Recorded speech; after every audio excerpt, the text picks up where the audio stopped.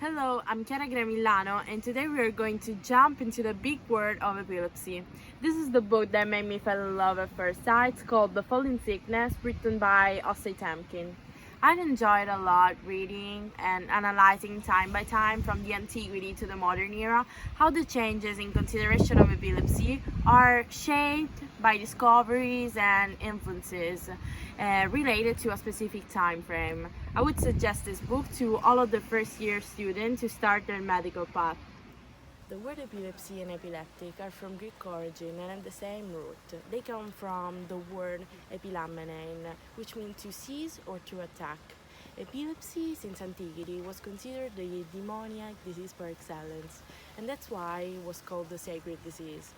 The first to try to change idea about the sacredness of the disease was Hippocrates, who, with his book on the sacred disease, said that the sacred disease is not related to demons or religious entities, but is, as we well know, a neurological disease, and so has origin in the brain for an excess in black biles and phlegm, according to the theory of the four humors. If one takes a broad view of the medieval consideration of epilepsy during the Middle Ages, they appear as new variants of the ancient theory. In the Western world, epilepsy, but also ecstasy, raptures, and problematic traces become increasingly associated with possession due to the beginning of the Christian era. Even in the Luke Gospel, we have a case of a lunatic boy treated by Jesus. The boy has never been called epileptic, but lunatic. The association of epilepsy to the moon was widespread. Lots and lots of mental disorders were attributed to the moon and the stars, and even getting birth under the influence of some stars and planets brought up lunacy in the minds of the newborns.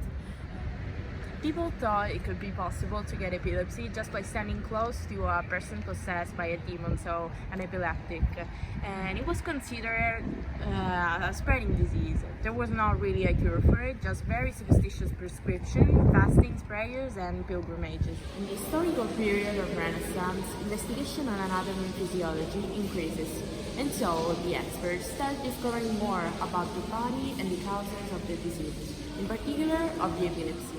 One of the experts to really interest himself in epilepsy was Paracelsus.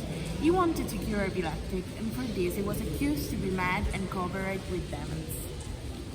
Because of the strong interest in to discover and rediscover the old classic during the Renaissance, there has been a revaluation about epilepsy, also due to the association between the falling sickness and intelligence. Some of the most important historical character and clever mind ever existed were epileptic. For an example, we have Julius Caesar, Caligula, Charles V, and Torquato Tasso. The Enlightenment began in England in the late 17th century and it slowly spread up into all the Western countries until the end of the 18th century. Still, the consideration about epilepsy was very firm and linked to the past, especially to the Middle Ages. Epileptic were possessed by demons or have witchcraft done on them.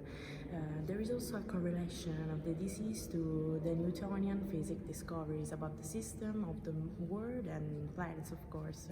And so the cosmos and the star and the moon seem to influence a lot the epileptic. In the 19th century, we have the focus shift a little bit more on epilepsy. Epileptics start being hospitalized, and the whole story about it is now influenced by the special characters of hospital becoming lunatic asylums. Since many of the physicians working there were psychiatrists, the psychic abnormalities of epilepsy met the special interest of this medical doctor that wanted to know a little bit more about epilepsy. Montanov created a very firm distinction between two kinds of epilepsy: the idiopathic one, that is congenital, humoral and plethoric, and the sympathetic one, which is involving the stomach and intestines, but also the uterus.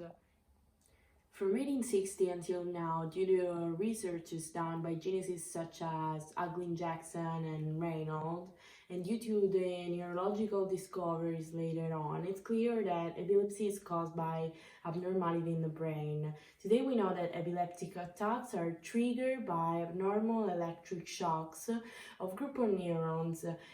There is no definite cure for it, but there are some drugs that are used to prevent the seizures.